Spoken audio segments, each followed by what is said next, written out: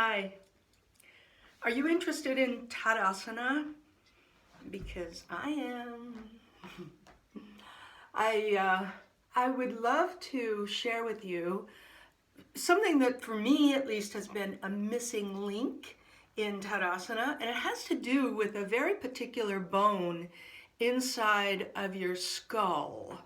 And it's the ethmoid bone, which is this white bone in there, right inside the orbits of your eyes,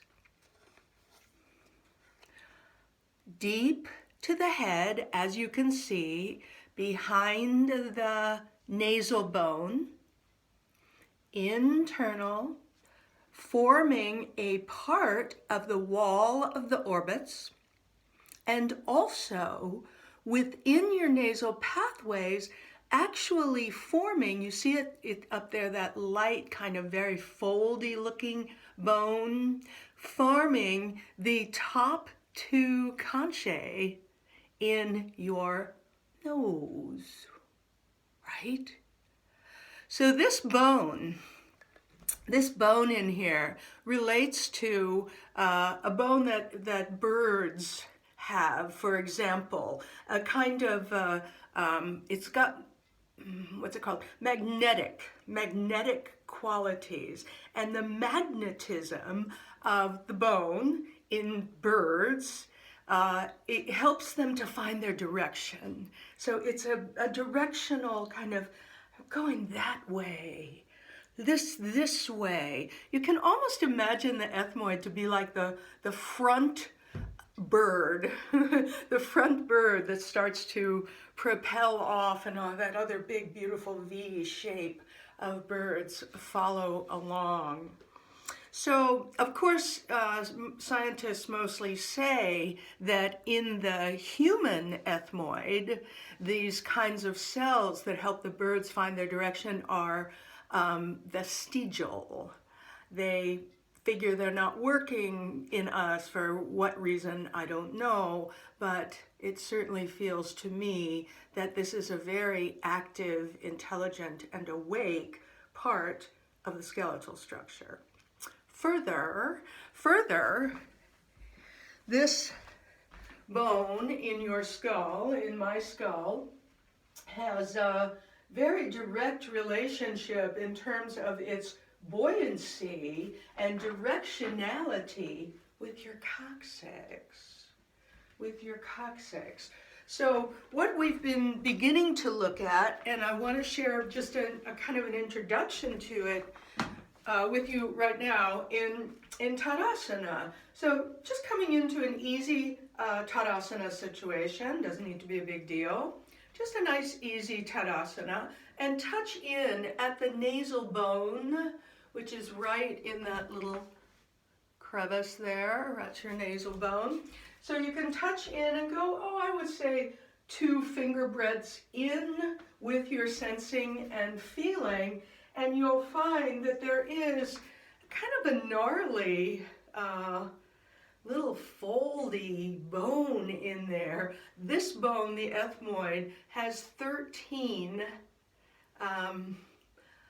articulating joints. So 13 articulating joints right in your head, and right where we also recognize the arena of the Ajna chakra. So what I've been exploring here is this a levitational kind of movement that comes from the ethmoid that would not be so useful without its partner, the coccyx, at the bottom. So this kind of honing and reaching away with an ethmoid in a direction, a shifting direction, fully organized with the coccyx below, right? So what does this give us? In Tadasana, for example, it gives us this very light, very sensitive to the spacious environment that is upward, right behind the nasal pathways and part of the nasal pathways, and its relational bone at the base. the coccyx. When the coccyx is awake and alive, the ethmoid has a place from which to move. It rises up as the coccyx goes down. There's an elasticity to the movement. And in Tadasana, when we are simply standing, and we know this to be a posture of integrity and ease and balance, right? And now we can find this feathery release down, the tether, the electric nervous system relationality, where the nervous system comes out the back of the coccyx, that little foramen there, little opening to central nervous system right at the back of the coccyx, and then this partner. So my teacher, Bonnie Bainbridge Cohen, my teacher has called the ethmoid the head of the dragon, right? So the dragon and the head of the dragon rises up, but is always down with the tether. So if you could play with this in Tadasana, I'm feeling that it does give a very light core resilience to Tadasana that comes from this magnetic and elastic movement from ethmoid and coccyx, and in active relationship with one another.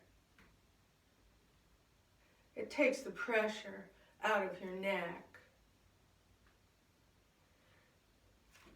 If you can't find the coccyx, don't worry. Just find the pubic disc in the front, the pubic disc right between the two pubic bones, and just tether it back a little bit, and you can pulse your coccyx back just a little. You're not lifting. This is not an arching of the back. It's just a pulsing. And then you wake it up, and as you wake it up, you can yield into the earth through the peripheral, the pelvic halves. You can recede the pubis into the body and just pulse the cup of the coccyx back. And then perhaps take your fingers to the front and then maybe to the sides and touch straight in to where you think, feel, intuit the ethmoid might be. Don't hold hard and fast. Look for the elasticity of a magnetic resonance. And find a place for the peripheral body to rest on this very light and very clear center.